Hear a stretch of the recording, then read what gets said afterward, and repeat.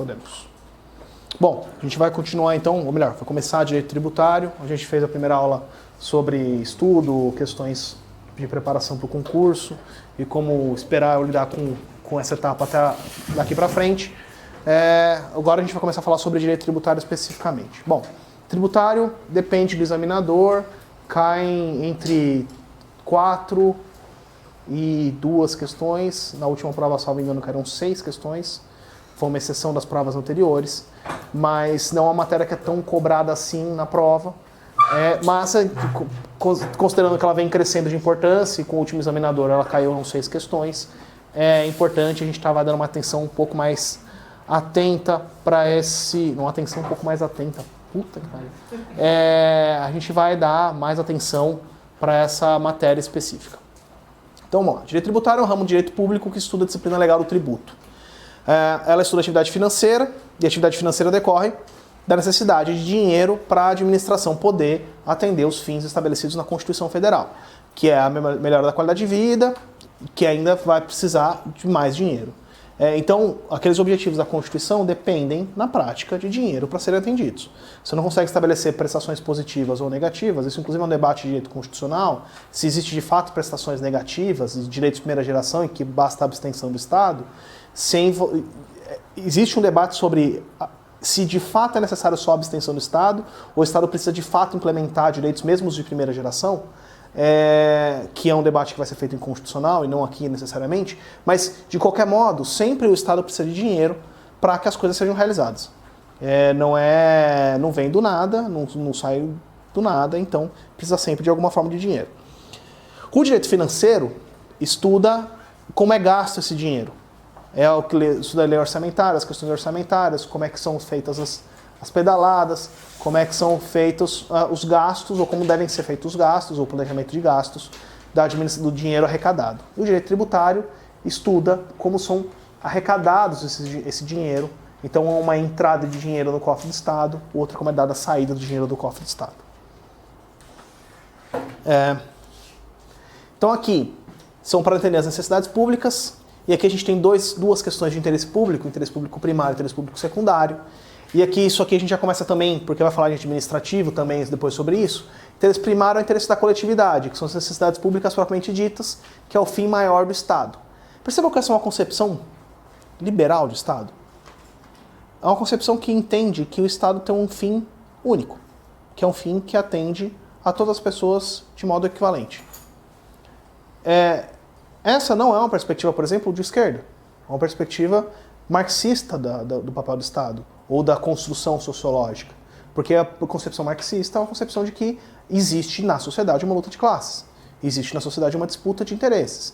Existe na sociedade classes conflitantes que têm interesses conflitantes. Então aquele que é dono dos meios de produção tem um interesse diferente daquele que é dono da mão de obra, que tem que vender pela mão de obra, que tem a sua mais-valia apropriada. São percepções diferentes. Mas a construção do direito é uma construção capitalista liberal. Isso é dado. A gente vive numa sociedade dessa forma. Mas goste ou desgoste, ela é assim.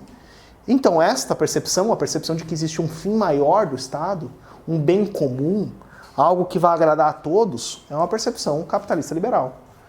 Que permite construir essa ideia de que existe um interesse primário. Que na verdade é uma balela, né? O que às vezes atende alguém não atende outra coisa, que os interesses são conflitantes, tanto que tem conflito, tanto que a sociedade, a gente está vivendo um conflito aberto, social de grupos políticos diferentes, porque existem interesses diferentes, interesses que são conflitantes. Faz parte da vida social esse tipo de coisa. Mas a gente parte dessa premissa porque a gente, sei lá, por quê? E os secundários são os interesses da administração, que são as necessidades do Estado. Então aqui são os interesses do Estado propriamente dito.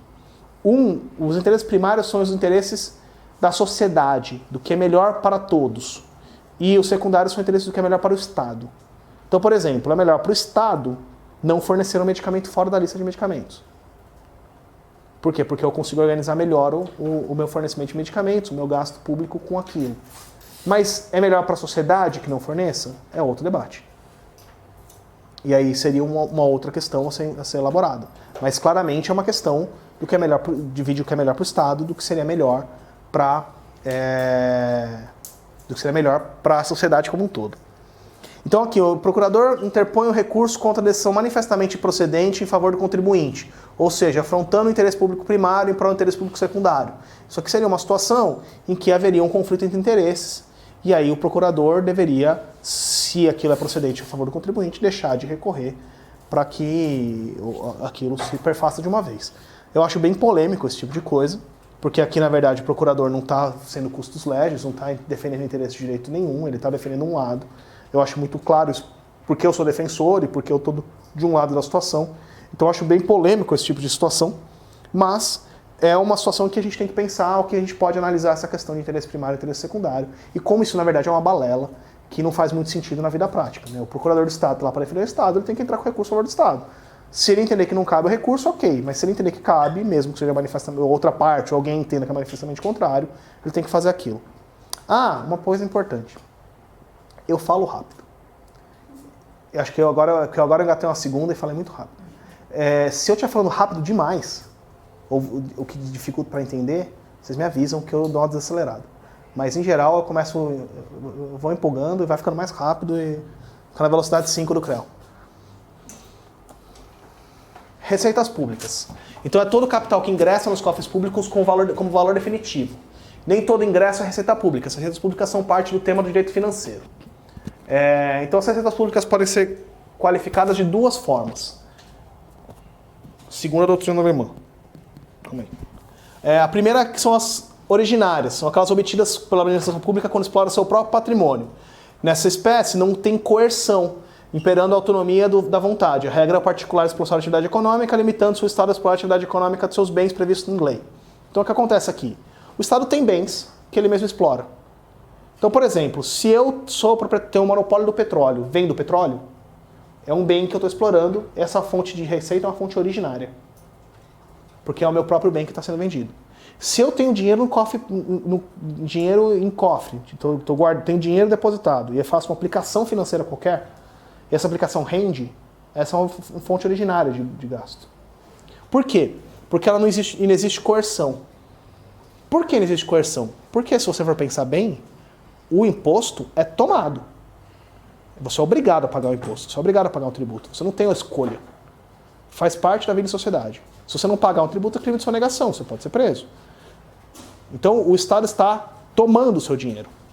O meu dinheiro, o meu imposto de renda nem cai na minha conta, é pegado antes de eu receber, porque eu tenho retido na fonte. Então o Estado pega meu dinheiro antes de mim, fala, essa parte é minha, isso aqui é seu. Então é coerção. Existe uma obrigatoriedade, é uma característica do tributo ser obrigatório. A fonte originária não. Eu estou havendo uma exploração de atividade econômica.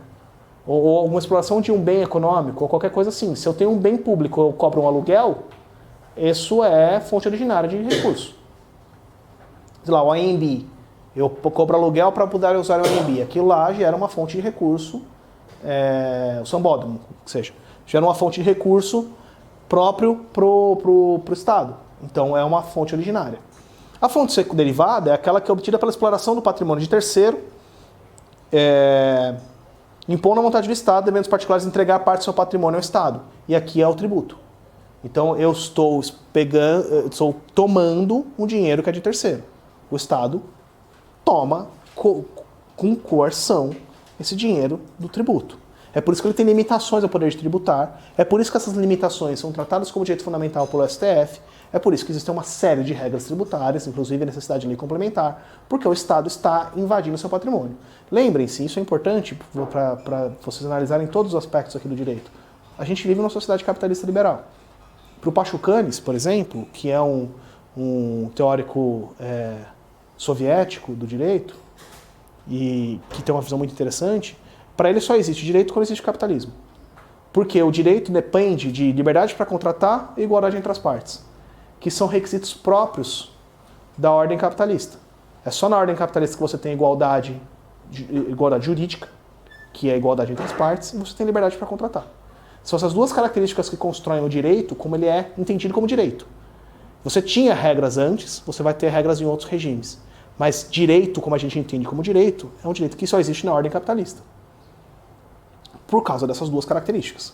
Então, a gente sempre está pensando que existe esse aspecto do direito do Estado, das leis serem criadas para manter ou para recriar um sistema capitalista. Então, quando eu estabeleço limites ao poder de tributar, proteção ao contribuinte, regras específicas para a construção de tributos, regras específicas de execução fiscal, eu estou dizendo, o Estado pode sim tomar uma parte do seu patrimônio, mas como eu garanto o seu direito de propriedade, essa regra tem que ser dentro das regras. E eu vou ter regras rígidas para fazer isso aqui. Porque esse é o direito que eu protejo, o direito mais importante é o direito de propriedade, então a propriedade tem que ser garantida, e para que eu consiga funcionar, porque eu preciso de dinheiro do Estado para funcionar, eu preciso então ter limitações ou estabelecer regras para poder invadir o seu patrimônio. Então essa é a ideia. Então o direito tributário só disciplina as receitas públicas derivadas, não se miscuindo nas demais espécies de receitas. Por quê? Porque o direito tributário é a construção das limitações e regras do poder de tributar. Então o Estado reconhecidamente tem o poder de exigir dinheiro dos cidadãos, porque ele precisa de dinheiro de funcionamento. Mas toda a construção do fim do absolutismo até um Estado democrático de direito caminha para estabelecer limites para o Estado. E muitos desses limites do Estado são os limites do poder de tributar. A independência dos Estados Unidos começa com o lema No Taxation Without Representation, que é sem taxação, sem representação. Então, se eu não tiver deputado na Câmara dos Deputados lá na Inglaterra, eu não quero pagar tributo. Eu só vou pagar tributo se eu tiver representação. Então, a independência dos Estados Unidos começa justamente com a discussão sobre o poder do Estado de impor tributos. Ou seja, a construção do Estado Democrático de Direito tem muito a ver com a construção dos limites que o Estado estabelece, ou limites que são impostos ao Estado para que ele possa invadir e tomar o patrimônio das pessoas. Então, as fontes do direito tributário, a gente já caminhando um pouco mais. Eu falei que essa parte era meio chata, porque a parte é muito introdutória. Estou tentando dar uma melhorada, mas não é... É difícil. Vamos lá. Fontes do direito tributário. Então, toda obrigação tributária tem como base a norma jurídica, mais abrangente que a lei, pois essa definição abrange desde a Constituição Federal até mero ato normativo. Então, a construção de um tributo, de um tributo ou de uma contribuição social, de todos os elementos, tem um aspecto normativo significativo. Ela normalmente começa com a previsão constitucional, depois tem uma lei complementar estabelecendo a regra matriz, depois tem uma lei ordinária estabelecendo a alíquota e base de cálculo e outros elementos, e em geral tem atos normativos que regulamentam como é feito o recolhimento desse tributo.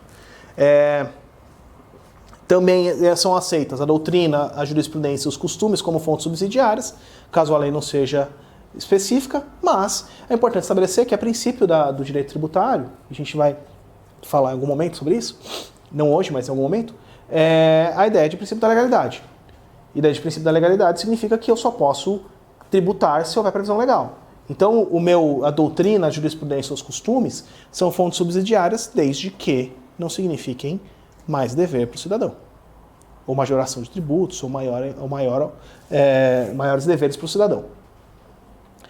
Toda obrigação tributária tem como base a lei, ou seja, todo aumento, a instituição dela deve decorrer a fim de se atingir a segurança jurídica, que é a ideia do princípio de legalidade. Então, a Constituição Federal. A Constituição Federal como fonte de direito tributário. Ela disciplinou o direito tributário no capítulo relativo ao Sistema Tributário Nacional, compreendido entre os artigos 145 e 162. A Constituição Tributária, que é como chamada, é a CF adotada de diversos subsistemas, financeira, econômica, social e tributária, cada um contemplado por um capítulo. Essa aqui é uma questão muito interessante. Existe um debate hoje sobre a ideia de que os direitos que a Constituição prevê não cabem no orçamento. É o fundamento da reforma da Previdência, é o fundamento da reforma trabalhista, é o fundamento da reforma tributária, de que a Constituição prevê direitos demais e ela não cabe no orçamento, não cabe nas receitas. E a gente tem que ter uma visão, o Berkovitch fala muito sobre isso na Faculdade de Direito da USP, uma visão de que a Constituição é um todo. Ela prevê direitos, mas ela também prevê entrada de dinheiro. Ela também prevê impostos. Ela também prevê tributos. E ela prevê, de alguma forma, a instituição de tributos que não estão instituídos ainda. Por exemplo, o imposto sobre grandes fortunas. Ela prevê possibilidades de aplicação de impostos progressivos. Ela prevê uma série de outras receitas que no texto original fazia mais sentido do que no texto como ele é hoje. Então, as reformas liberalizantes que aconteceram durante a década de 90 e dos anos 2000, mitigaram aspectos relevantes do orçamento e das receitas da Constituição que foram deformando o texto constitucional ao ponto de hoje chegar numa situação em que a Constituição não cabe na Constituição. Então, assim, esse discurso é um discurso de chegada, não um discurso de origem. A Constituição inicialmente cabia no orçamento. O problema é que o orçamento, as questões, por exemplo, teto de gastos, ou lei de responsabilidade fiscal, que a lei de responsabilidade fiscal, ninguém faz um debate mais refinado sobre isso, sobre a questão qual a responsabilidade? Então eu estou mais preocupado com ter uma responsabilidade fiscal todo ano e não em períodos de crise, gastar mais e bola para frente para períodos em que tiver melhor eu conseguir equalizar aquilo e para mais garantir direito à sociedade, ou eu estou preocupado em gastar todo ano aquele valor que arrecadei e se estiver em crise a crise vai aumentar. Então não tem um debate muito mais refinado sobre as questões desse equilíbrio entre o que a Constituição garante e o que a Constituição requer como recursos financeiros. Esse é um debate complexo de ser feito. Todo mundo fala muito bem da lei de responsabilidade fiscal, mas de algum modo ela engessa em anos em que tem crise e sobra dinheiro em anos que está bom. Então é aquele lance de que esfria no inverno e esquenta no verão. Até quando isso é bom? Se ela tem uma discussão menos maniqueísta, no sentido de que não é bom porque na minha casa eu tenho um orçamento definido e se eu gastar 100, se eu ganhar 100 eu só posso gastar 100, porque, cara, administrar um estado não é administrar uma casa, é diferente, você tem outras coisas. Então, é importante que haja um debate melhor sobre a ideia de Constituição tributária e a ideia de que a Constituição é um todo, que tem vários subsistemas e que ela tem que ser analisada como um conjunto completo. Não é só a tributação, não é só a construção de direitos. É a ideia de que eu tenho consciência de que para garantir direitos eu preciso de dinheiro, eu crio um sistema para cobrar tributos nesse sentido.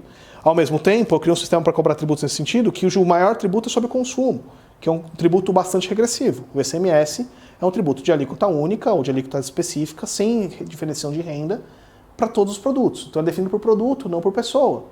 E quando você define uma alíquota por produto, você gera um produto que onera mais os mais pobres. Então o ICMS é um imposto injusto. O imposto de renda é um imposto muito mais justo nesse aspecto. Devia ter mais faixas, as pessoas deviam pagar mais, quem ganha mais devia pagar mais. Mas é muito mais justo do que o ICMS. Mas o que mais arrecada por dinheiro para os estados é o ICMS. Então você construiu um sistema, você partiu da ideia de que era necessário construir um sistema para financiar esses todos os direitos que foram garantidos, mas esse sistema também está submetido a lobby, também está submetido a questões políticas, também está submetido à construção da Constituinte no modo como ela era, e construiu um sistema regressivo, que precisa de reforma, precisa ser mudado, mas não necessariamente para diminuir carga tributária, mas para tornar mais justa a carga tributária. Então essa é uma questão relevante que vai começar a ser debatida e que provavelmente vai ser debatida de novo em termos de os petralhas são contra a reforma, os bolsominions são a favor da reforma, sem saber o que está dizendo, e é isso. Pode defender o Corinthians, não pode defender o Bolsonaro aqui. E olha que eu não sou corintiano. Bom, além disso, a Constituição tem dever de arrolar os tributos, porque a Constituição Federal não cria tributos. Ela estabelece o rol de tributos a serem instituídos. Então a Constituição Federal fala, podem ser criados esses tributos. Mas ela não cria nenhum tributo. O que a Constituição fez? Limitou. Ela cercou. Isso aqui é limitar o poder de tributar. Falou, só pode criar tributo nesse círculo aqui. Se for fora daqui, não pode. Então a lei depois tem que criar esses tributos, mas eu só estou falando qual tributo pode criar. Para o STF, o rol de tributos adota a escola pentapartida, que prevê as 5 espécies de tributos, que a gente vai estudar melhor isso na aula que vem, mas imposto, taxa, contribuição de melhoria, contribuição sociais e contribuições especiais. Se não me engano é isso. Não, impostos extraordinários. Bom, o Guilherme quer falar sobre isso. A emenda constitucional pode criar tributos, já que é superior hierarquicamente à lei, que é o instrumento consagrado para a Constituição Federal para criar tributos. Desde que defina o arquétipo tributário, seu esqueleto, uma fase gerador, base de cálculo e contribuintes. Então você pode criar um tributo por emenda constitucional porque a Constituição fala que tinha que ser por lei, e emenda constitucional tem mais hierarquia do que lei. Por quê, senhores candidatos? Por que a Constituição é a lei mais importante do Brasil? Ou de um Estado? Senhores candidatos. Se fosse uma prova oral, hein?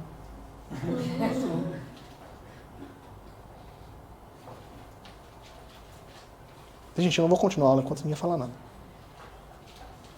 Federal? Mas existe lei ordinária federal, Código Penal é uma lei federal. Tu disciplina a União? O que você falou? Ela disciplina tudo que o Estado vai ter que fazer, todos os direitos saem dela, não podem ultrapassar o que está na lei. Sim, por que não pode ultrapassar? Por que aquela lei é mais importante que as outras? Porque não ocorre um cerceamento do direito, que o Estado não ultrapasse. Você está falando em círculos. É. Por que aquela lei é mais importante que as outras? Sim, por que ela está no topo da pirâmide?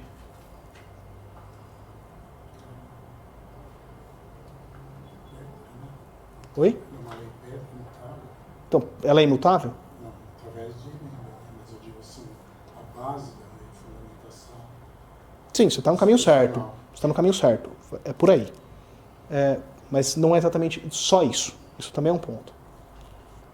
Porque ela inaugura uma nova ordem política e social, Então, por que ela não inaugura uma ordem política e social? que é uma mudança na sociedade. A própria Sim, sociedade. e aí você, quando cria uma reforma trabalhista, como foi feita, nova ordem política e social trabalhista?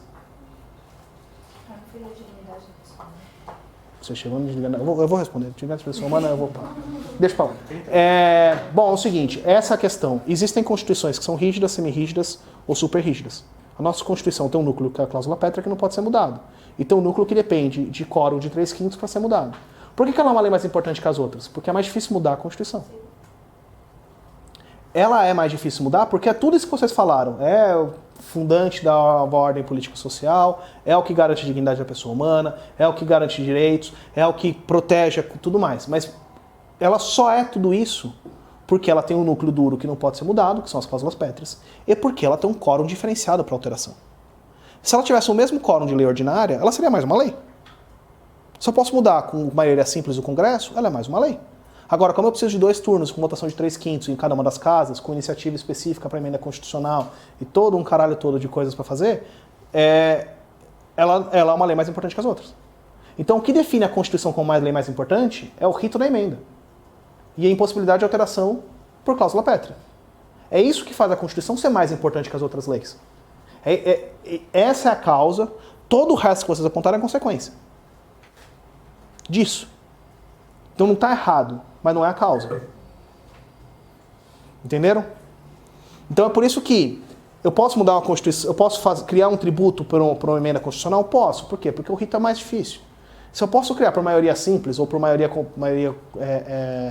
qualificada da lei complementar, eu posso criar por uma maioria de 3/5 em 2 turnos.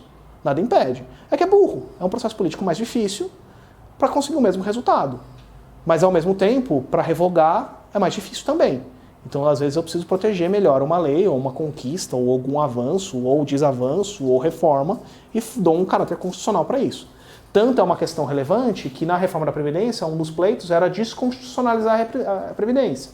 Porque se eu tirar da Constituição, eu consigo reformar de jeito mais fácil, e aí eu posso, eventualmente, mudar mais coisas mais para frente de jeito mais simples. Era um dos pontos mais importantes da reforma que foi mandada, que foi tirado. Porque aí o Congresso falou, não, calma aí, você está tirando o meu poder. Porque eu que estou aqui, eu que decido quando vai acontecer, e você está diminuindo, facilitando a minha situação. Bom, então existe a determinação de competência tributária também. É a Constituição que diz quem vai cobrar cada tributo. Competência tributária não é uma competência para legislar sobre isso. A gente vai ver um pouquinho melhor depois na competência. Ficou pequena essa letra, né? Mas é o que determina qual imposto é municipal, estadual ou federal. Tá? Então é a Constituição que faz isso, porque a Constituição é de fato a lei maior, ela que organiza o Estado, e ela tem que dizer, olha, o SS é municipal, o ICMS é estadual, e o ITCMD é estadual, enquanto o ITBI é municipal, o ITR é federal, o imposto de renda, é ela que vai dizer cada imposto que é. Ela também determina a repartição de receitas. Por quê? Porque existe a ideia de federalismo fiscal. é a manutenção da autonomia financeira entre os entes federativos mediante a arrecadação tributária. Então, o federalismo fiscal cada estado arrecada seu próprio tributo, quando o tributo é estadual, quando o tributo é municipal, cada município arrecada seu próprio tributo, quando o tributo é federal, ao governo federal que arrecada seu próprio tributo. Como a União é quem mais arrecada, mas não presta tanto serviço como o estado e o município, para garantir o equilíbrio entre os entes, o de maior capacidade econômica repassa para os entes de menor capacidade. Então, o imposto de renda e o ITR são os impostos que mais arrecadam, principalmente o imposto de renda. Só que o Estado não presta tantos serviços. Então, não é o Estado que faz a educação básica, é o município. Não é o Estado que cuida de saúde mental, é o município. Não é o Estado que cuida de transporte urbano, é o município. Não é o Estado que cuida de política urbana, é o município. Não é o Estado que tem polícia, é o Estado. Não é a União que tem Estado, é o Estado. Polícia. Não é a União que tem polícia, é o Estado. Não é a União que tem o Poder Judiciário, mas o maior Poder Judiciário é o estadual. Não tem a Defensoria Pública da União, mas as maiores são defensorias do Estado. Então, a maior parte dos serviços públicos são prestados pelos estados e municípios. Mas quem mais arrecada dinheiro é a União. Então, precisa ter uma divisão de tributos, e essa divisão também é constitucional de como vai ser feita essa repartição das receitas. Porque senão fica desequilibrado. Já é desequilibrado. Tanto que é uma questão que já é desequilibrada, que um dos lemas da campanha do Bolsonaro, que pegou muito no interior do Brasil, era mais Brasil, menos Brasília. Porque era a ideia, principalmente no interior, nas cidades menores do interior, essa é uma questão muito relevante, porque as cidades sentem muito essa falta de arrecadação e tem a sensação de que Brasília nunca manda dinheiro. Então era algo que, pra gente em São Paulo, ressoa pouco, porque aqui a gente arrecada bastante dinheiro, então não tem tanto problema com a questão federal, mas em municípios pequenos, principalmente no interior, nos estados do centro-oeste, no interior de São Paulo, nos interiores por aí, essa é uma questão muito relevante. Então era um ponto do debate que nem chegava aqui na gente, mas que era muito relevante nos locais do interior, que trouxe muito voto pro governo Bolsonaro, ou para a chapa do Bolsonaro, que não era governo naquela época. Então era uma questão relevante, esse debate é um debate relevante, porque os municípios ressentem o fato de que prestam muitos serviços e arrecadam pouco dinheiro. Então, tributos que não admitem repartição são impostos e a CID de combustíveis, inseridos pela emenda 33 de 2001. Então, os impostos permitem repartição, as taxas não. Vocês vão ver mais na próxima aula com o Guilherme por que isso acontece. Mas tem a ver com o fato de que os impostos não exigem contraprestação e as taxas decorrem de uma contraprestação. Eu presto um serviço, cobro uma taxa. Então aquilo vai para quem eu prestou o serviço. O imposto não. O imposto não tem contraprestação. Então eu só tenho um pagamento de dinheiro em razão do fato gerador. Por isso que ele pode ser dividido. Os impostos que não sofrem repartição, que são aí federais. Os federais, o imposto sobre importação, imposto sobre exportação, imposto extraordinário de guerra, imposto sobre grandes fortunas, que não sofreriam repartição.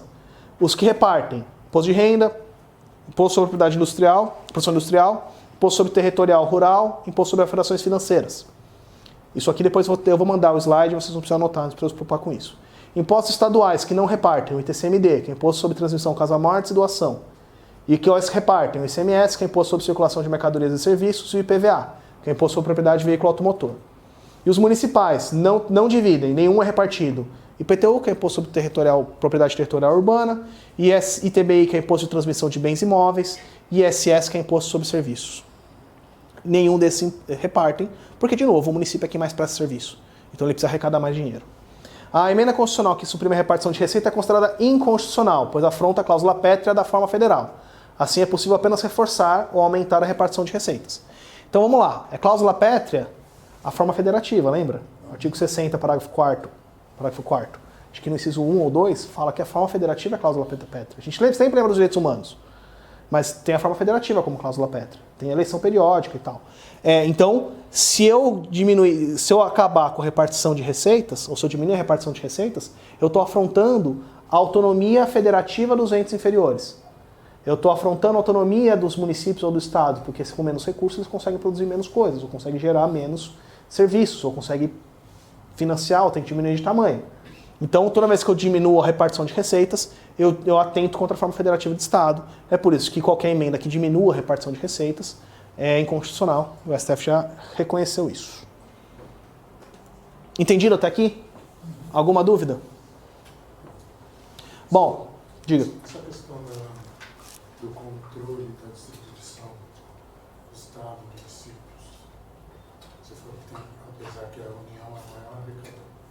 E como que fica essa discussão quando, por exemplo, o Estado, porque teve agora essa reunião dos governadores lá na União, talvez para discutir essa questão da redistribuição de rendas e diminuição para... Então, tem dois tipos de distribuição de rendas. Tem um tipo de renda que é distribuído obrigatoriamente e tem um tipo de renda que é distribuído voluntariamente ou facultativamente. E isso aí são consórcios que são assinados entre o ente federal e os entes estaduais e municipais. As transferências obrigatórias, chamadas transferências obrigatórias, não podem ser retidas, porque existe uma discussão sobre a possibilidade de retenção dessas transferências. E é isso que acontece em muitos aspectos. Quando o governo federal está retendo gastos, ele retém transferências. Então o STF já teve algumas decisões, porque acho que no governo Fernando Henrique, eu não lembro agora qual estado isso aconteceu, mas teve um momento de retenção de repasse. Eu acho que foi para Minas quando o Itamar decretou a moratória. Salvo engano, foi isso. Eu não tenho certeza, mas eu estou imaginando que tenha sido isso. Então, o que aconteceu? O Estado descumpriu regras, porque o Estado tem várias regras que ele tem que cumprir, inclusive da Lei de Responsabilidade Fiscal, para poder receber o dinheiro da União. Então, se o Estado não consegue cumprir aquelas regras, ele não consegue receber dinheiro da União. Então, só que tem dois dinheiros da União. Tem um dinheiro que é obrigatório e tem um dinheiro que é facultativo. E o STF tem uma decisão paradigmática sobre isso, que diz que o obrigatório não importa. Porque existiam algumas regras que são constitucionais, aí tem que cumprir, aí retém as obrigatórias, mas no caso específico eram regras que tinham sido estabelecidas por imposição da União, falando, você vai ter que impor esse tipo de coisa. Inclusive, eu acho que era da lei de responsabilidade fiscal, porque é uma lei não constitucional. E aí o Estado falou, olha, isso aqui só vale para as transferências voluntárias, para transferências obrigatórias não vale. Então, as transferências obrigatórias devem ser feitas. Mas as voluntárias são um aspecto importante das receitas dos estados e municípios, portanto, provavelmente a reunião tratava sobre a questão da retenção de gastos pelo governo federal e como é que iam ficar as transferências voluntárias. Inclusive, teve alguns estados e municípios que questionaram pela questão do caso, por exemplo, uma ONG que toma conta de pessoas em situação de rua, e aí eles tinham um limite que a União repassava para o Estado repassava para o município e assim... que são essas transferências voluntárias. São essas transferências voluntárias que podem ser retidas, inclusive por uma questão discricionária. A União está economizando dinheiro, precisa cortar em algum lugar, pode cortar nessas transferências voluntárias. Existem as regras da própria transferência, do acordo de consórcio, ou das regras da lei que previu a transferência voluntária, se ela acontecer, mas essas regras também estão sujeitas de algum modo à discricionariedade e a própria existência de recursos. Então, as transferências voluntárias podem ser modificadas, as obrigatórias não. Uma última pergunta, nesse sentido. A União ela pode burlar a forma de retenção, criar uma nova, nesse sentido de... Pode. Anular uma discussão? Sim, pode. A questão é que cabe ao Estado e ao STF falar, olha, eles estão burlando.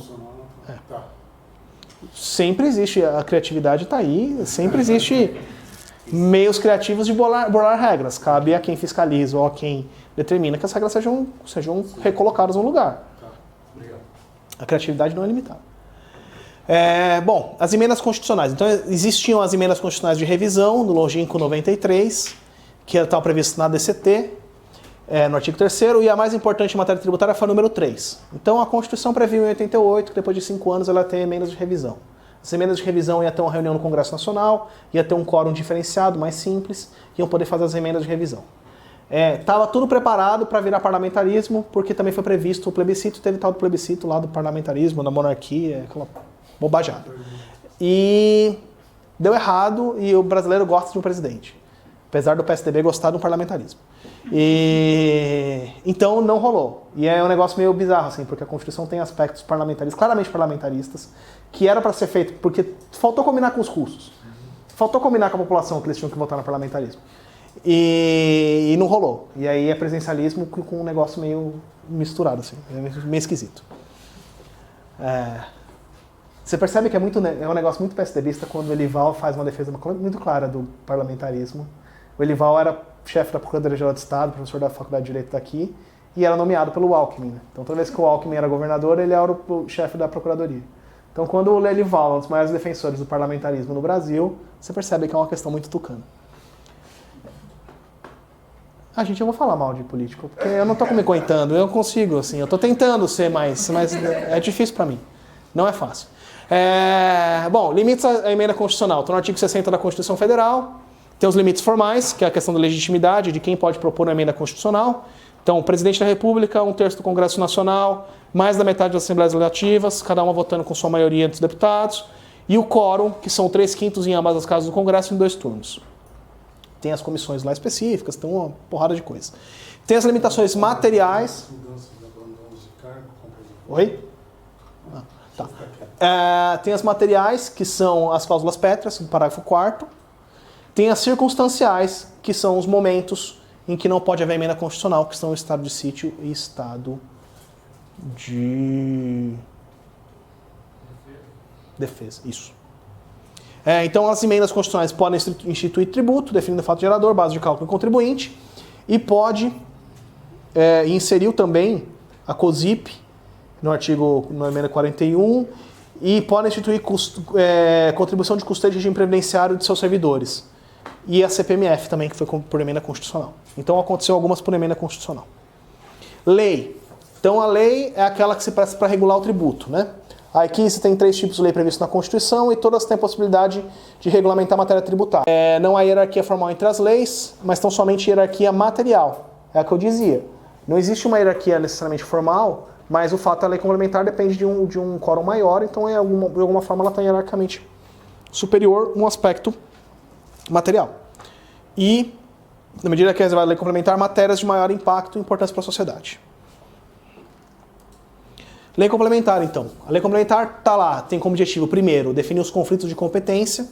Não é para definir aspectos de competência, mas apenas para dirimir os conflitos, a fim de evitar uma guerra fiscal. Os conflitos podem ser positivos, 2 entes se julgam competentes para tributar, ou negativos, 2 entes se julgam incompetentes para tributar. Essa é uma questão relevante, principalmente nas questões de transporte, de guerra fiscal. Então, se você está pensando, por exemplo, que eu vou pagar o ICMS de um veículo na onde ele é produzido e não na onde ele é comprado, ou ele é efetivamente vendido, eu vou pagar em Betim, em Minas Gerais, na Fiat, ou na Bahia com a Ford, e não vou pagar em São Paulo, onde vende o carro. Ou onde uma parte dos carros, de acordo com a população, é uma parte significativa, considerando a diferença populacional, a maior parte dos carros é vendido para cá. Então, depende de onde as regras que eu vou estabelecer, eu vou cobrar onde o ICMS. Qual vai ser o estado que vai poder cobrar o ICMS? Eu vou poder taxar o ICMS interestadual na hora de entrar aqui, eu vou poder sobretaxar aquilo de novo? Porque senão vira uma guerra fiscal, né? Eu vou embora de São Paulo para pagar, em vez de eu pagar 25% de ICMS aqui, eu vou pagar 18% na Bahia, mas quando eu venho para cá, São Paulo cobra 7% para entrar no estado de São Paulo. Vai falar, então você quer que eu pague 18 lá, mas para entrar aqui vai ter que pagar mais 7. Vai ficar os mesmos 25, e aí você vai ter que pagar o frete também. Então vira uma guerra fiscal. Então, para evitar esse tipo de situação, ou para regulamentar quando isso acontece, existem os conflitos de competência para definir quem vai ser o ente federativo responsável por tributar. Tem um recurso especial sobre essa questão da tributação? Tem várias discussões. Tem discussões, por exemplo, sobre... porque é uma questão super conflituosa. Tem uma questão, por exemplo, sobre o ISS das operações de cartão de crédito. Porque é um serviço o cartão de crédito. E aí eu vou cobrar o ISS onde eu paguei com cartão de crédito ou onde foi processada a operação. Vou pagar para Barueri, que tem a Cielo lá do lado na Castelo, que vai encher o de dinheiro na cidade, ou vou distribuir por todas as cidades em que há a cobrança do cartão de crédito. Porque o serviço de cartão de crédito paga ISS. Então, essa é uma discussão, por exemplo, que interfere, significa você ter uma cidade muito rica ou distribuir esse dinheiro para todas as cidades. Mas significa também estabelecer as regras, porque Barueri também deu um incentivo fiscal para essas empresas se localizarem ali, ou se instalarem ali, pensando nessa situação. Então, existem vários interesses em jogo. Quando existe muito interesse em jogo, você acaba ou criando uma solução que não soluciona nada, ou não criando solução nenhuma. Você deixa lá engavetado, porque, por enquanto não tem solução, deixa isso resolver politicamente, porque juridicamente não vai resolver. Acontece com muitas coisas. E esse é um debate interessante, por exemplo, quando você vai ver questões que são definidas juridicamente que o Congresso não faz. Então, por exemplo, por que o direito de greve do funcionário público nunca foi definido pelo Congresso. Porque é um tema super polêmico, porque não tinha hegemonia política para definir de um lado para o outro, porque os sindicatos queriam uma coisa, os patrões do Estado queriam outra, e nunca conseguiu chegar a uma solução de compromisso intermediária que existia um debate político. O que o STF foi lá e fez? Falou, quem vai decidir sou eu. Só que o STF não tem nenhum voto, né? Nunca teve um voto. Não tem legitimidade democrática. E às vezes a não solução, num ambiente democrático, é melhor que a solução. Ou faz parte do jogo. Mas faz 30 anos que está na Constituição, não foi debatido. Mas não faz 30 anos, mas não conseguiu resolver ainda. Porque é um debate político, ninguém não conseguiu ter hegemonia para se impor por uma decisão política. Política é poder, eu não consegui estabelecer uma hegemonia para impor a minha vontade, então eu vou barrar a vontade do outro enquanto eu não consigo. E o outro barra a mim enquanto não consegue. E é assim que funciona o jogo. Quando eu venho e coloco atravesso no meio uma decisão que não tem um aspecto político, mas em tese teria um viés jurídico, eu acabo com essa história do jogo político. E aí é todos os problemas da judicialização da política. A política acaba sendo judicializada e deixa de ser política. Você não vai disputar voto na rua, você vai disputar lobby com o ministro.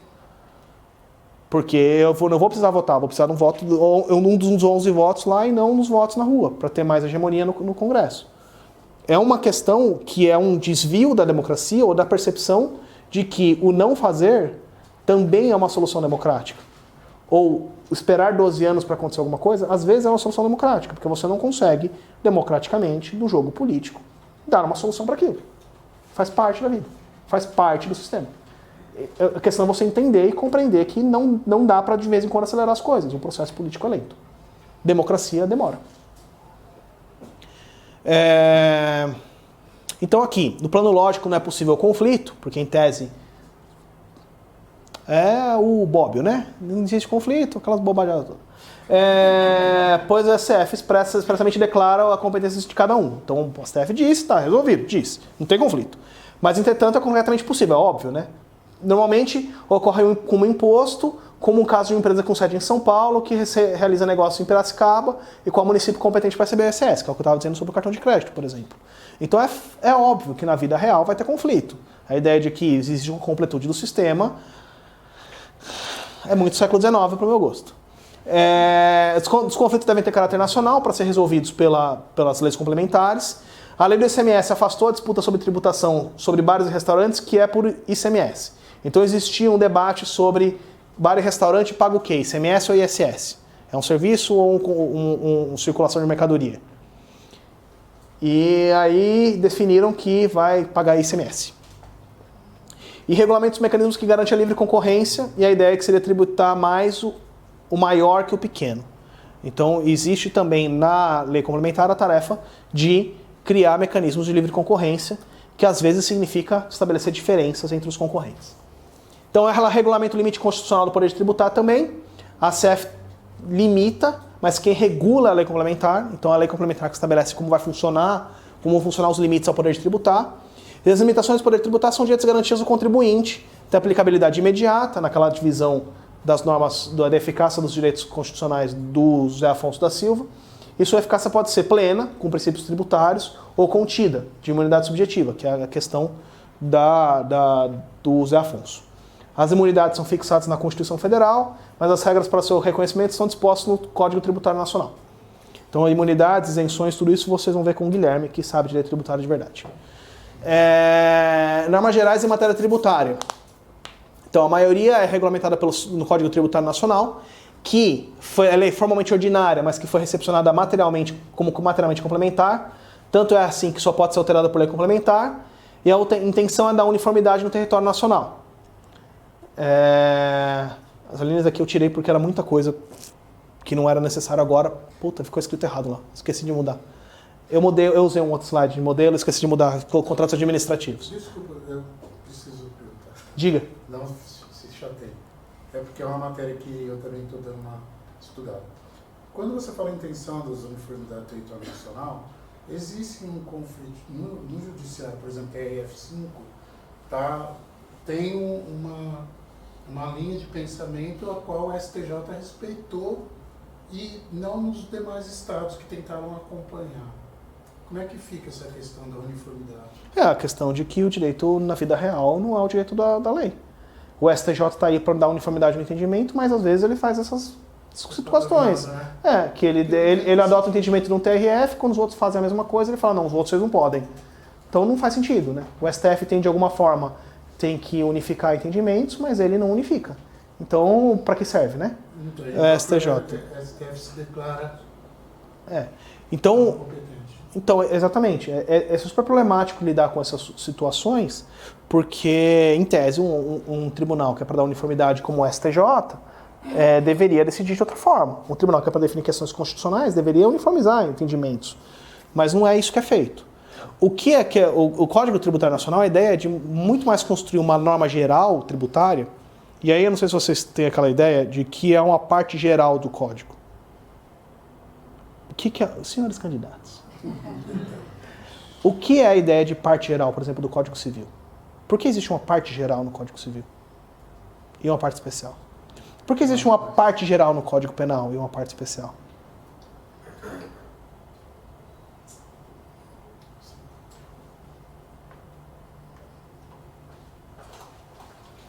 Eu vou fazer a dancinha do fantasia. Tá gravado. Vai ficar feio. Então respondam logo antes que eu faça, por favor. A parte geral do Código Penal descreve o que é o crime. E a parte especial descreve a maneira que vai processar. Não.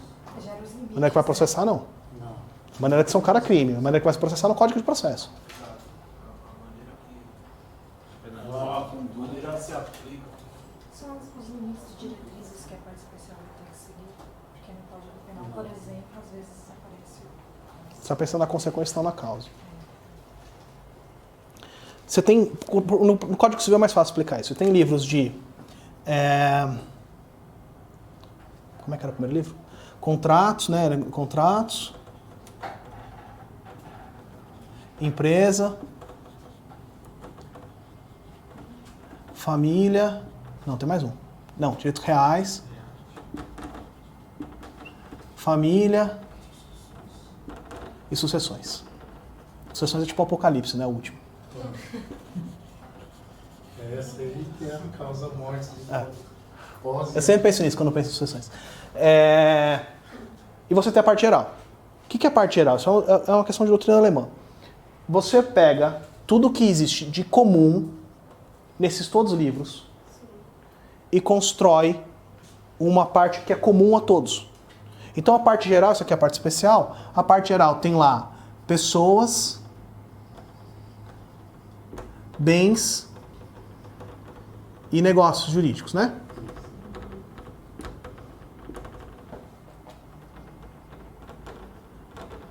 Então, o que ele extraiu? Ele extraiu tudo que existe de comum nesses todos os livros e colocou aqui.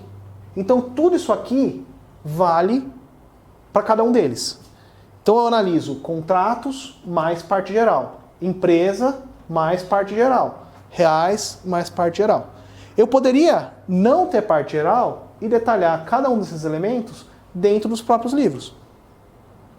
Mas essa ideia de que eu vou retirar aquilo que é comum e construir um livro específico e depois eu só vou especificar o que é de cada coisa em cada um dos seus livros, é uma ideia de construção de código alemão. Mas é uma possibilidade de construção de código, mas não é a única. E a gente adotou de alguma forma. O Código Civil tem parte geral e parte especial. O Código Penal faz a mesma coisa. Na parte geral, ele fala sobre o que é crime, quando existe crime, quais são os elementos da tipicidade. E na parte especial ele fala os crimes. Então aquela parte geral cabe para todos os crimes. Eu tenho que analisar o capítulo dos crimes contra a vida com toda a parte geral. O capítulo dos crimes contra o patrimônio com a parte geral. Porque a parte geral serve para todos aqueles. Então é como se tudo isso caísse para esse, depois caísse para esse. Vocês entenderam a ideia? O Código Tributário Nacional faz a mesma coisa. Ele estabelece de alguma forma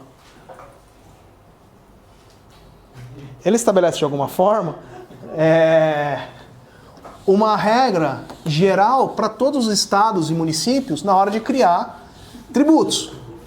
Então pensem que cada um dos 6.500 municípios do Brasil tem uma lei de ISS. Se eu não tivesse um mínimo de uniformidade de regramento, virava um samba do grilo doido. É uma putaria. E não dá para ser. Então eu preciso ter um mínimo de uniformidade para conseguir transitar e fazer negócio entre os municípios. Porque senão eu não consigo fazer. E o que dá o mínimo de uniformidade é o Código Tributário Nacional, que funciona como parte geral do direito tributário. Da mesma forma que a parte do Código Civil funciona como parte geral e o Código Penal tem a parte geral. Vocês entenderam esse ponto? Ficou claro? Você entendeu a questão do... Então, o Código Tributário Nacional foi recebido como lei complementar, em regra. Contudo, alguns artigos são tratados como norma geral tributária, mas outros assuntos são tratados como lei ordinária. Então, o Código Tributário Nacional foi feito antes de haver a ideia de lei complementar. Quando ele é recepcionado pela Constituição, e aí tem dois pontos importantes, né? Tudo que existia antes da Constituição é recepcionado pela Constituição, pode ser ou não ser recepcionado. Tudo que existe depois é declarado inconstitucional. Ou é constitucional ou inconstitucional. Então, a diferença entre uma DPF, que é uma ação de preceito fundamental, declaratório de preceito fundamental, e uma ação direta de constitucionalidade, tem a ver com o fato de qual momento a lei foi criada. Se ela foi ou não recepcionada, eu tenho que entrar com uma DPF. Se ela surgiu depois, eu entro com uma DIN ou com uma ADC. Porque é o momento, o efeito daquela lei que já existia em relação à Constituição. O Código Tributário Nacional, quando comparado, ou quando tenta encaixar, sabe aquele brinquedo de criança que você encaixa o círculo no círculo, o quadrado no quadrado? Você está fazendo isso. Então eu estou pegando o Código Tributário Nacional e estou encaixando na Constituição. Eu não consigo encaixar numa categoria só. Tem norma lá que é lei ordinária, tem norma lá que é lei complementar. O que eu faço? Eu preciso repassar pelo Congresso para passar pelo Código Diferenciado? Não. O STF disse que não. Ela foi formalmente criada como lei ordinária, mas ela é materialmente lei complementar, e para haver alteração posterior, vou ter que criar lei complementar, vai ter que ser por lei complementar, nos pontos em que é lei complementar. É complexo, mas tem alguma lógica, porque senão eu teria que revotar todas as leis. E aí a questão é a seguinte, o Estado não para o funcionamento enquanto espera votar tudo. Você vota a Constituição e segue o jogo. É trocar a roda com o carro andando. Então a lei tem que ser recepcionada, as coisas têm que continuar funcionando e se adequando aos poucos. Às vezes leva 30 anos para fazer isso. Às vezes leva mais. Então a lei complementar serve para instituir e majorar tributos. Ela pode instituir ou majorar tributos desde que haja expressa disposição constitucional. Então, em regra, apenas 3 tributos são instituídos por lei complementar. O imposto geral, o imposto sobre grandes fortunas, o empréstimo compulsório e os tributos residuais, que estão lá na Constituição. Que aí fala que a União poderá instituir, mediante lei complementar, impostos não previstos no artigo anterior, desde que sejam não cumulativos, não tenham fato gerador e base de cálculo próprios dos discriminados nessa Constituição. Então, existe uma cláusula de residualidade dos tributos federais, dos tributos. Então, a lei complementar pode criar outros tributos que não sejam cumulativos. Por quê? Porque ele previu outro tipo de coisa. Então, por exemplo, na Constituição de 88, não tinha celular. Eu posso querer cobrar um imposto específico sobre aplicativo de celular. Não tinha esse fato gerador. Não existia na Constituição de 88. Eu não conseguia prever isso lá. Então, agora eu preciso ter uma válvula de escape para quando surgem novos produtos ou novos fatos geradores, eu poder criar tributos diferentes. Ou poder enquadrar nos tributos que já existem, ou poder criar tributos diferentes. Então, eu poderia criar um tributo cujo fato gerador fosse o download de aplicativo. Porque isso não é uma compra de uma mercadoria, não é uma circulação de uma mercadoria, então eu vou fazer um download de um aplicativo. Então eu posso criar um tributo federal cobrando isso, com repartição e eventualmente alguma outra coisa. Aqui vai ter que então ser lei complementar. Porque não está previsto como fato gerador de nenhuma outra coisa, não tem base de cálculo próprio e não é cumulativo, não cumula com nenhum outro tributo. A lei ficou pequena, eu sei. Mas eu vou mandar para vocês. E ficou errado, eu vou corrigir antes de mandar, beleza. Porque eu esqueci de mudar o título de todos, só dos primeiros. É bom que vocês estão estudando contratos administrativos com direito tributário. Existe a lei ordinária, deixa eu ver aquela ação. 9 aqui. Rolou uma polêmica aqui do horário. Vou adotar a teoria mista. Sempre tem uma teoria radicalizada, tem uma teoria mista, uma eclética, uma mista ou eclética. Eu vou adotar a teoria eclética do horário. Teoria eclética é importante.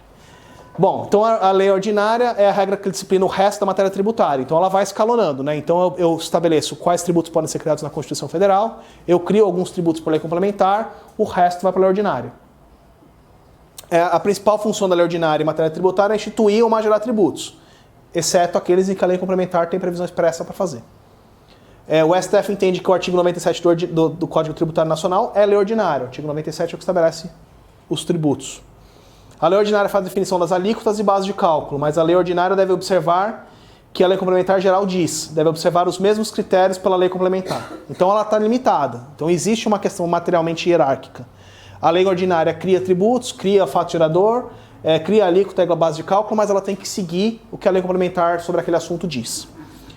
A lei ordinária pode tratar da suspensão, da extinção e da exclusão no crédito tributário, e para instituir essas hipóteses, a lei ordinária pode delas tratar, mas quem elenca é o Código Tributário Nacional, que é a lei complementar federal. Então o que acontece aqui? A lei ordinária pode falar sobre isso, mas quem fala sobre isso é o Código Tributário, que é a lei complementar nesse aspecto.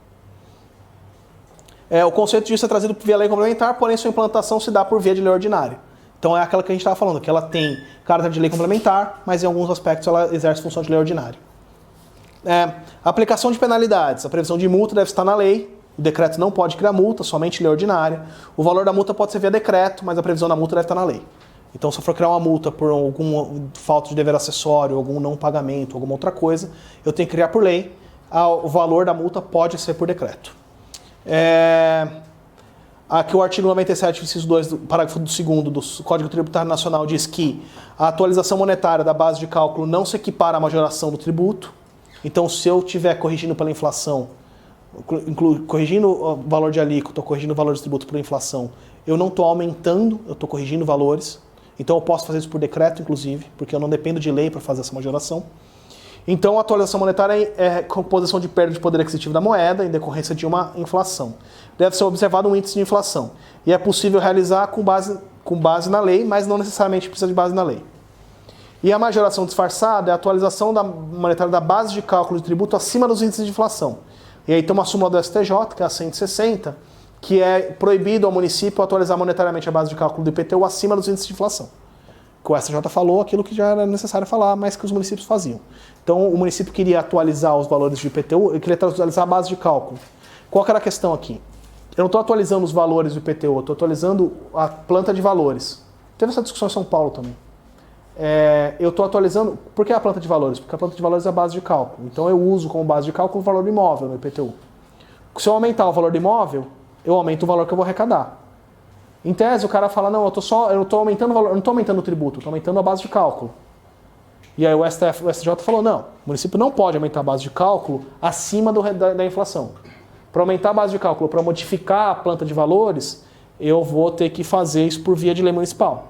Aconteceu na prefeitura do Haddad aqui em São Paulo, que foi haver uma reforma nesse sentido de atualizar bastante os valores, principalmente no que tinha havido alterações no mercado imobiliário, e essa alteração foi barrada pelo judiciário por questões de tramitação na Câmara. Mas a ideia é de que ele precisava fazer por lei, não dava para fazer por decreto. Se fosse só mudar a questão de inflação, fazer por decreto. A Selic é um indexador de base de cálculo para os tributos federais. Então, para tributos federais, considerando taxa de juros ou avaliação, tem que ser a taxa Selic. E lei delegada, que é aquelas coisas que a gente estuda que não serve para nada. Sabe, tipo sociedade incomodita simples, incomodidade incomodita. É isso. Depois que inventaram MP, lei delegada não serve para porra nenhuma. Porque ninguém mais faz lei delegada. É MP. Então não tem, mas tá lá. Vamos falar. Então, para o STF, a lei delegada tem a mesma atribuição de lei ordinária, que é óbvio. Ela é uma lei que foi determinada pelo Executivo, mas ela depende do quórum que ela foi votada. Então ela pode ter sido votada em vários quórums. Mas ela é uma lei que surge a partir da provocação do Executivo. É por isso que não faz mais sentido depois da MP. Porque a MP consegue provocar o Legislativo, o Executivo consegue provocar o Legislativo para produzir uma lei, que ele já impõe a lei como valor e que ele tranca a pauta. Então não faz sentido ele usar a lei delegada. Então não são objetos de delegação os atos de competência exclusiva do Congresso Nacional, os de competência privativa da Câmara do Federado, e a matéria reservada à lei complementar na legislação sobre... Faltou aqui os 2 pontos, eu vou colocar isso aqui. Matéria de lei complementar não pode e matéria exclusiva do Parlamento não pode. Mas isso aqui também, sim, não só vai perguntar se o cara foi muito filho da puta. Diminuiu demais. Caralho, velho, ficou muito pequeno. Isso também acontece. Depois de um tempo eu vou perdendo, vou me soltando, sai mais palavrão, mas eu ainda sou uma pessoa boa. Então os atos normativos são utilizados os atos normativos como fontes. A primeira delas é a medida provisória, que antes da reforma da emenda 62, antes da reforma da emenda 62 não, antes da reforma da emenda acho que 33 ou 32, discutia a utilização em matéria tributária e hoje a própria Constituição Federal determina a possibilidade. Então antes da reforma da emenda 32, a reforma da emenda 32 é aquela que determina que ela tem que ser votada em 45 dias, que não vai por 45 dias, que ela não pode ser recriada e que se ela não for votada ela cai. Porque antes disso, ela persistia e ela podia ser reformada, renovada, mudando uma palavra. Então mudava uma palavra, mudava uma vírgula aqui, outra ali, reeditava a medida provisória. Tanto que vocês forem ver, a CUEM, que é Concessão Especial para Fim de Moradia, é uma medida provisória. Eu acho que a 2220 de 2001, ou alguma coisa assim. Vocês vão ver isso em direito urbanístico, né? Em algum momento alguém vai falar sobre isso. Mas a CUEM foi criada por uma medida provisória que não caducou, que ela passou. E foi a última medida provisória antes da emenda 32. Que ela persistiu e funciona até hoje, com força de lei, como medida provisória. Depois ela foi prevista no Código Civil, numa reforma da parte dos direitos reais, como o direito real que existe lá. Mas a regulamentação da CUEM está toda uma medida provisória, que não foi convertida em lei. Porque não era necessário converter em lei, ela ficava perpetuando. Antes ela valia até ser revogada. Agora ela vale e deixa de valer se não for votada. Essa foi um dos principais elementos da reforma da emenda 32. Depois passou no prazo, ela continuava valendo, e continua valendo até hoje, tem força de lei, essa MP, porque existe a CUEM. Tem várias circunstâncias ali de questionamento de inconstitucionalidade, mas a maior parte delas já foi resolvida. Vocês vão melhor em direito urbanístico em algum outro momento, não se assustem com isso. Essa parte é realmente legal. Essa aqui não é.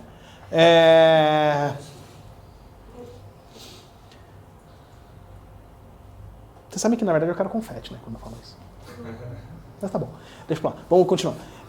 Então, a medida provisória, antes a Constituição, não existiu o debate se era possível matéria tributária ou não, por conta das limitações ao poder de tributar, das questões de anterioridade anual, anterioridade nonagesimal. Então, como você existia uma previsão, um tempo de carência da norma tributária para instituir tributos, apesar de ter caráter de lei ordinária, se discutia se era possível fazer por medida provisória, porque ela valia já naquele momento. Então, você tinha que respeitar a regra da anterioridade nonagesimal, ou você tinha que responder à regra da anterioridade anual. A Constituição, a reforma previu a possibilidade expressa de tração à matéria tributária, mas a medida provisória que implique instituição ou modulação de tributos, exceto os previstos no artigo 53, blá, blá, blá, só produzirá efeitos no exercício financeiro seguinte, se houver sido convertido em lei até o último dia naquele em que foi alterado. Então, para que medida provisória produza efeitos tributários, ela tem que ser convertida em lei antes daquele período. E aqui, essas exceções são as exceções dos princípios da regra da anualidade. Então, vocês vão ver quando a gente for falar sobre anterioridade tributária, que existem a regra de anualidade, existe a regra nonagesimal, existem exceções dessas regras. Essas exceções são as mesmas exceções daqui, porque a medida provisória, se não precisa para lei, não precisa para medida provisória. Certo? Você está com dúvida, diga. Não, você atrás de você. Você está com a maior cara de que não está entendendo porra nenhuma. Não tô não. Tá com cara de cara, ele tá fazendo tipo a mãe do Snoopy, sabe? Que fala assim. Bom,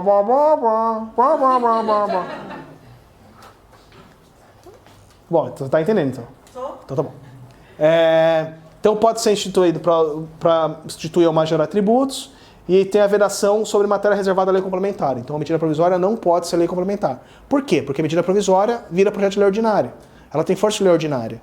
Então eu não posso ter uma medida provisória falando sobre matéria de lei complementar, reservada à lei complementar, porque ela não faz sentido, é incompatível. E o procedimento? Então, a MP não é a lei, é um ato normativo da Presidência da República que, por questões de relevância e urgência, trata de determinadas matérias e remete para imediata apreciação do Congresso. No prazo de 60 dias, prorrogável mais 60, o Congresso pode rejeitar ou converter em lei, com status de lei ordinária. Por isso que não pode ser matéria reservada à lei complementar.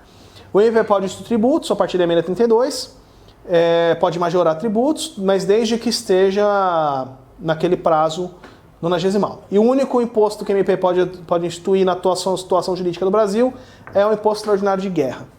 Por quê? Porque é um imposto que ainda não foi criado.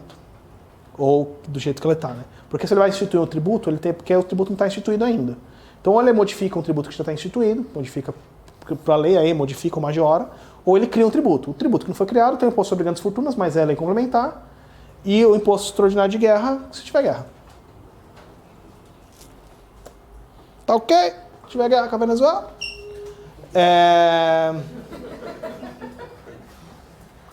Decreto do Poder Executivo. Então, dentre os poderes administrativos, existe o poder de regulamentar ou normativo.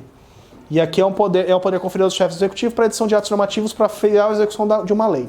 Aqui a gente vai ter essa discussão com mais profundidade quando eu falar sobre direito administrativo. Porque a gente vai falar sobre decreto autônomo.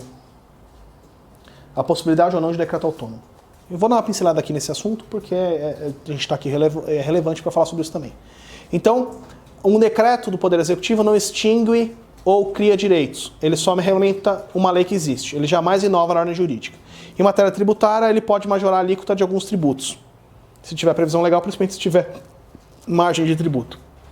Alguns defendem a existência de decretos autônomos com fundamento no artigo 84, inciso 6, alíneas A e B da Constituição Federal. A única possibilidade que o Presidente da República pode usar o decreto autônomo é tratar da organização e funcionamento da administração pública federal. E as alíneas A e B preferem os limites.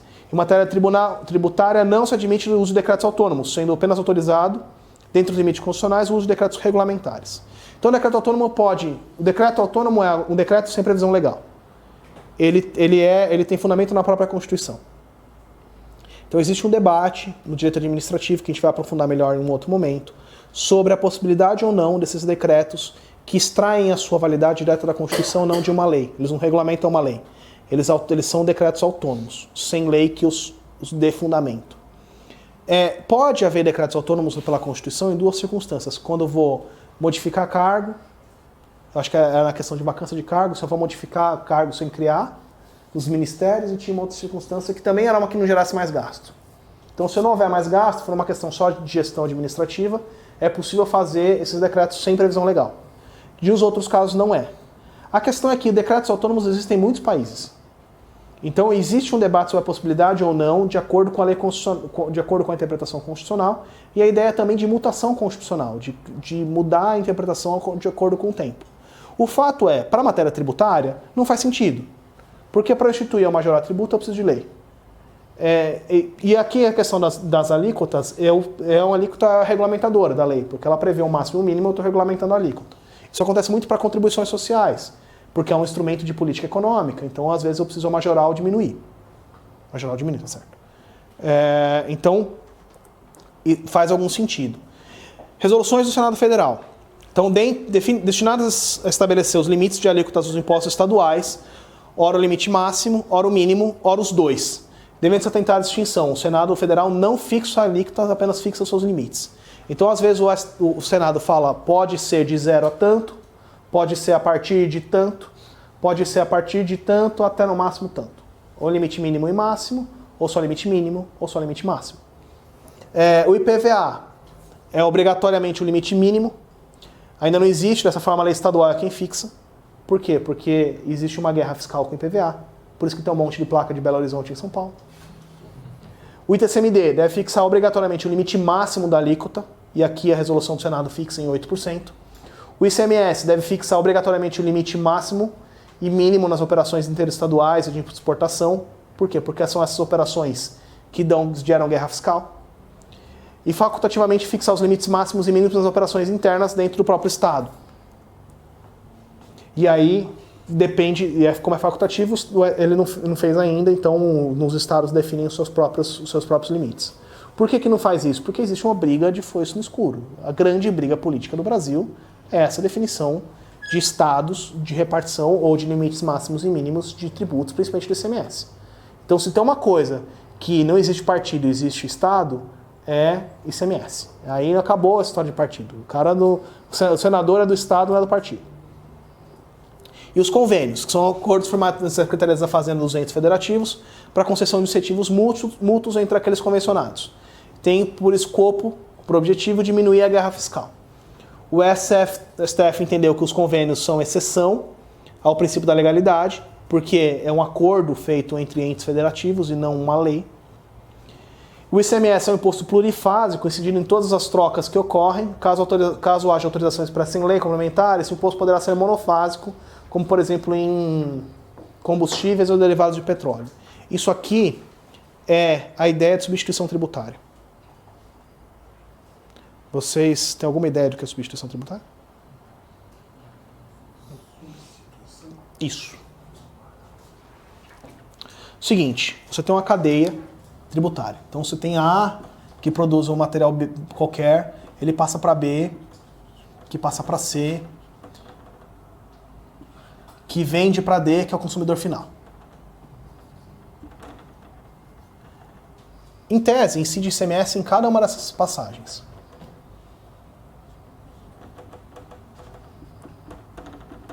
Só que o ICMS incide, ele tem um efeito para impedir que incide em efeito cascata. Então ele tem uma questão de que o valor que foi, ele só incide sobre o valor que aumentou, que agregou. Então o que aumentou de valor ele incide. Então daqui para cá ele incide sobre o valor do produto que está aqui. Quando ele entra para cá, ele entra como um crédito tributário. Quando ele sai como débito tributário. Certo? Por quê? Porque aqui ele está entrando com o valor que ele é dado e ele vai sair com o valor que depois da transformação que ele teve ou depois da passagem que ele teve por essa etapa do processo, ele ganhou. Aqui, de novo, crédito, só que aqui esse débito vira crédito e aqui vira débito. Então, quando sai, eu pago. E aqui o consumidor final paga o ICMS. Alguns produtos, o ICMS é cobrado só aqui, só no A. Tudo aqui. E essa substituição tributária, porque o A, que é o produtor inicial, prevê todo o ICMS da cadeia e paga tudo aqui já. E aí não tem cobrança de ICMS em nenhuma das outras etapas de circulação. Por que é feito isso? Em alguns casos para evitar sonegação e outros, sempre para evitar sonegação, né? Mas o outros é para facilitar a circulação dessa mercadoria. Essa era, por exemplo, uma coisa que era muito debatido na questão da nota fiscal paulista. Porque os combustíveis têm substituição tributária, porque eu estou substituindo o ente que tem que pagar, por isso que é substituição tributária, eu estou substituindo quem deveria pagar, que são as outras etapas do processo, pela primeira parte da etapa, e aqui os distribuidores de combustíveis falavam, eu já pago ICMS. Por que eu vou ter que... É uma substituição tributária, não tem nada a ver com sonegação. Por que eu vou ter que entrar nesse negócio da nota fiscal paulista? E a nota fiscal paulista também tinha uma questão de divisão que tinha a ver com as etapas ou o acréscimo de ICMS em cada uma das etapas. Então ela tem uma divisão um pouco mais complexa, não é só uma questão sobre o valor a ser devolvido, e nos casos de substituição tributária não tem valor nenhum a ser devolvido. E aí sabe como o governo resolveu isso? Criou sorteios. Porque aí você tinha algum interesse em evitar aquilo, porque tinham sorteios e cada valor gasto você criava sorteios. Então os sorteios daqueles valores tem muito mais a ver com a ideia de incluir também os produtos que são tributados por substituição tributária, do que com efetivamente distribuir dinheiro. Quando criaram um sorteio, os caras pararam de reclamar, porque falaram, agora tem interesse em pedir nota fiscal paulista. É por isso que quando você vai ver a nota fiscal paulista lá, que você recebeu ou não recebeu, você não tem nada de posto de gasolina. Posto de gasolina não dá R$1, dá 1 centavo. Se você for comprar livro ou roupa, dá bastante. Posto de gasolina não dá nada. Porque cobrou por substituição tributária. Vocês entenderam a ideia de substituição tributária? Ficou clara, mais ou menos? Assim, foi meio por cima, mas é mais ou menos isso. Deu para entender? Então, se as leis complementares prevêem incidência monofásica, caberá aos convênios estabelecer as alíquotas. Por quê? Se eu vou ter... Isso aqui é importante. Então, o ICMS é um imposto plurifásico, ele tem várias etapas de incidência. Se eu vou criar uma lei complementar que vai estabelecer um imposto monofásico, eu vou criar a substituição tributária, eu vou ter que estabelecer um convênio para estabelecer a minha alíquota. Porque eu posso ter etapas desse processo em estados diferentes. E eu tenho ICMS interestadual, ou ICMS para exportação. Então, se eu tenho ICMS em vários... Por exemplo, tem refinaria, não tem refinaria em todos os lugares. Então, o combustível tem que ter um convênio para estabelecer qual vai ser a alíquota de ICMS. Porque eu vou ter que pagar isso lá na origem, mas isso vai ter que ser dividido por todos aqueles que vão ser repassados depois. Então vou ter que ter necessariamente um convênio para poder começar a estabelecer um tributo monofásico. Perceberam como é complexo criar uma substituição tributária? Eu tenho que construir tantas coisas ao mesmo tempo para aquilo funcionar, e eu tenho que envolver tantos entes que fica um negócio gigantesco. O maior problema brasileiro político é a questão de divisão de tributos. É esse o grande problema político, porque esse é o grande problema difícil de resolver.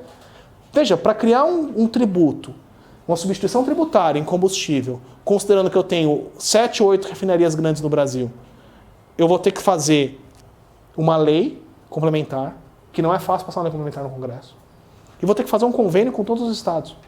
Entre as secretarias do estado que tem refinaria, com as secretarias dos estados dos outros 26 estados da federação. E vai ter que fechar o acordo, porque vai ter que fazer o convênio. Senão não dá certo o negócio. Então é enrolado.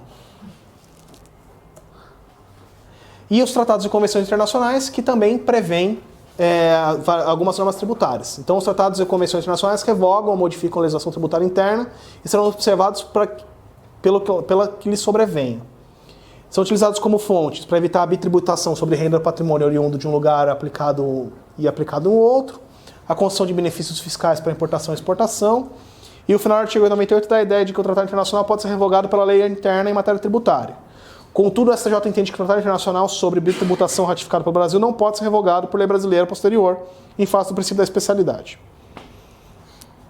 Então, como existe em comércio internacional, existem algumas regras de tributação internacionais também, e essas regras são estabelecidas por tratados internacionais. Então, esses tratados internacionais, se forem incorporados, né, porque tratado, vamos lá, direito internacional não é direito, é contrato. Porra, eu não posso falar essas coisas gravadas. Esqueço.